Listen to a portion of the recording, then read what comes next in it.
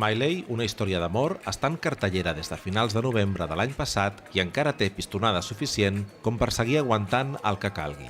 Una obra de Guillem Clua i protagonitzada per Albert Triola i Ramon Pujol, en la qual s'explica una història d'amor protagonitzada per dos gais i que ha estat un èxit de públic. El motiu, tal i com diu l'Albert Triola, la gent surt feliç del teatre. Smiley va néixer com una obra curta, de 40 minuts, que es va presentar al torneig de dramatúrgia de la temporada alta. El torneig de dramatúrgia és una competició entre 8 dramaturgs que van posant en escena 2 obres per funció i el públic escull quina és la millor fins que al final només en queda un. La meva va perdre, perquè es va enfrontar amb el Jordi Galceran, era un germen del que avui és Smiley, es deia 2 punts, guionet, parèntesi tancat, però malgrat que va perdre va tenir molt èxit entre el públic s'ho passava molt bé.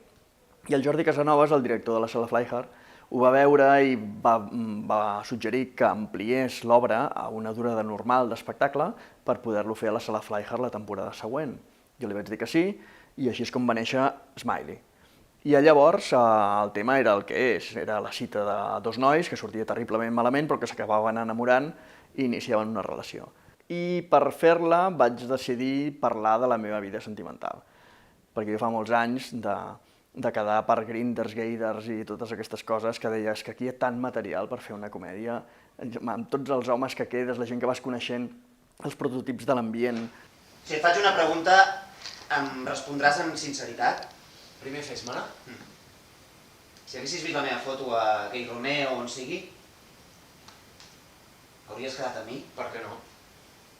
Saps perfectament que no ho hauries fet. I tu què saps? Que la mena de tios com tu no queden mai amb mi. Això no és cert. Per favor, però si tu mateix m'has demanat el perfil. Jo què sé, per costum. No hauries quedat amb mi i ho saps. Encara que fos així. No t'has plantejat mai per què? Perquè l'únic que us interessa és el físic. El que hem fet és una cosa tan senzilla com ser honestos amb el que ens passa a la vida, o en aquest cas amb el que em passa a mi a la vida, explicar-ho, i el fet que sigui gay és secundari. Estàs explicant una història d'amor, i si són 2 tios, doncs és secundari gairebé, no? El que importa són els sentiments dels quals estàs parlant i tractar-ho desenfadadament i confiant en que la societat ho acollirà i ho ha acollit. Aplicacions com el Grindr o el Gay Romeo faciliten molt el contacte entre gais i crec que està molt bé, però fan que es mecanitzi una miqueta el sistema de conèixer gent. És a dir, t'acostumes realment a utilitzar aquests sistemes a l'hora de fer sexe. És molt més difícil utilitzar-los per conèixer algú, per establir una relació, per anar més enllà del polvo puntual. I això al final jo crec que ens acaba afectant una miqueta el cervell i fa que quan en la nostra vida quotidiana estem envoltats de gent, els classifiquem i els mirem i els observem com si estiguéssim a Gay Romeo, d'alguna manera. De cop i volta sembla que tothom tingui un requadre al costat de la seva cara i un perfil al costat quan l'estem coneixent en persona i l'analitzem, el descartem, l'acceptem o ens hi sentim atrets amb el mateix mecanisme que estem mirant perfils en una xarxa d'aquestes.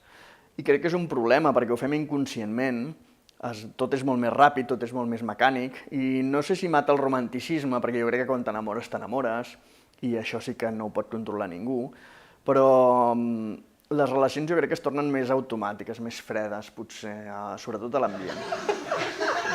Àlex? Bruno! Bien! Merda! Ei! Molt maco. Al bar. Merci. Vols prendre alguna cosa? Quines birres tens? Estrella, Guanyam, Corona, Heineken i sense alcohol? Ui, no, sense alcohol no. Ho diu la cervesa sense alcohol, quin horror.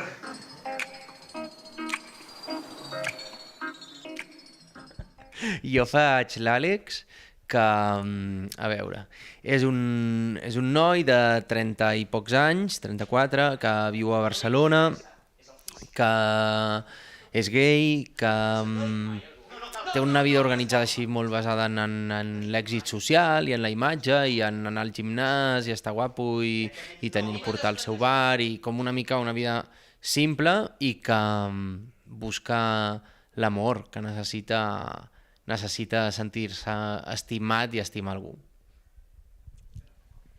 Jo interpreto el Bruno, que és una mica l'altra cara de la moneda de l'Àlex. El Bruno és un arquitecte, viu sol amb el seu gos, és una mica intel·lectual, no li agrada gens l'ambient, és un apassionat del cine clàssic i, clar, doncs, com deia, és l'altra cara de la moneda i aquesta obra el que explica doncs, és que aquests dos personatges es troben.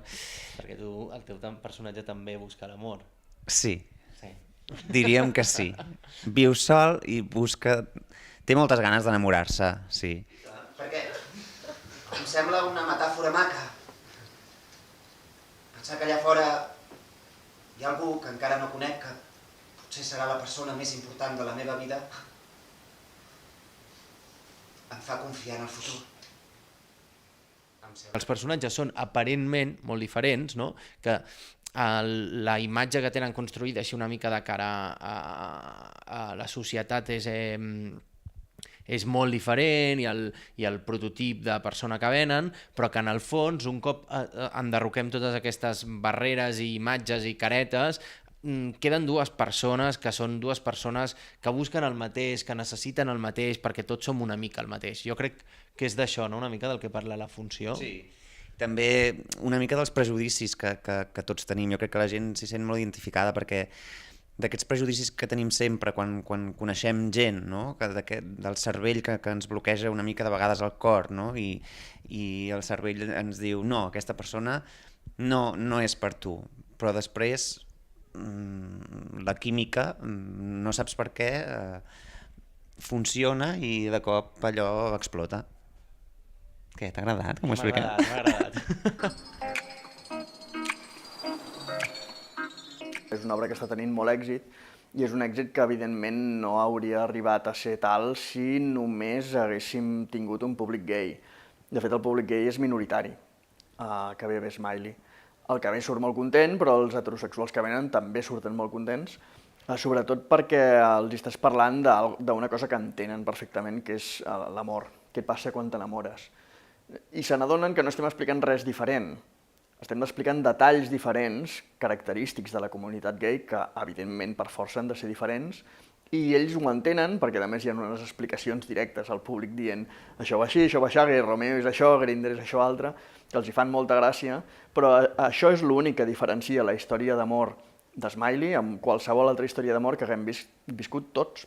Aquells nervis a l'hora de si em trucarà o no em trucarà, aquell missatge no contestat, aquell doble xec al WhatsApp que estan ignorant, totes aquestes coses, cada cop i volta tothom s'identifica i és el millor de tot. La clau de l'èxit jo crec que mai es pot saber, no? Una mica quina és, són casualitats, hi ha un punt 1 que és que està molt ben escrit, que funciona molt, hi ha un altre punt que jo crec que és també el gènere, que és el gènere de comèdia romàntica de cine portat al teatre, i després crec que hi ha una altra cosa que és com la gent empatitza amb aquesta història, no? Amb aquesta història d'amor i d'entendre's, que parla d'això, d'entendre's, que és una mica el que necessitem tots ara, no? I vull dir que més enllà de que sigui com una excusa la nostra història d'amor, crec que també parla una mica de l'entendiment que hi pot haver entre tothom i de estic veient una parella gay enamorar-se i soc hetero, soc bisexual, soc una dona lesbiana i empatitzo igual, no? I ho entenc. Sí, el que hem comprovat és que tothom se sent identificat i jo crec que aquesta és una mica la clau, no?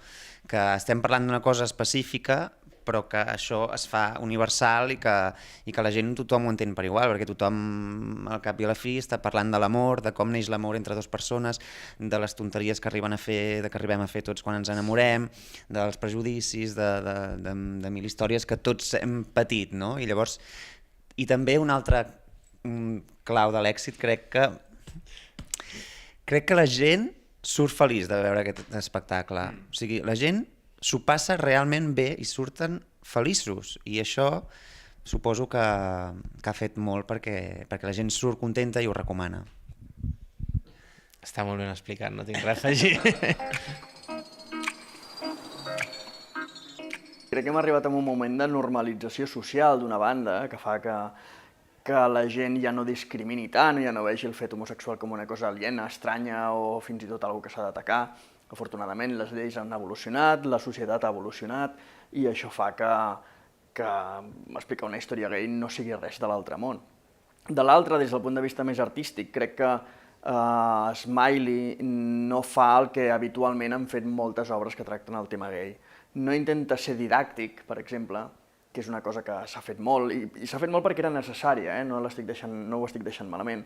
Durant tota l'etapa de normalització s'havia d'explicar els problemes que tenia algú al sortir de l'armari, els problemes que podia tenir algú quan no era acceptat, les discriminacions que patia, perquè era una que la societat no veia i era molt necessari que des de la ficció es toquessin aquests temes per sensibilitzar, des de la telenovel·la, des de les pel·lícules, des de les obres de teatre.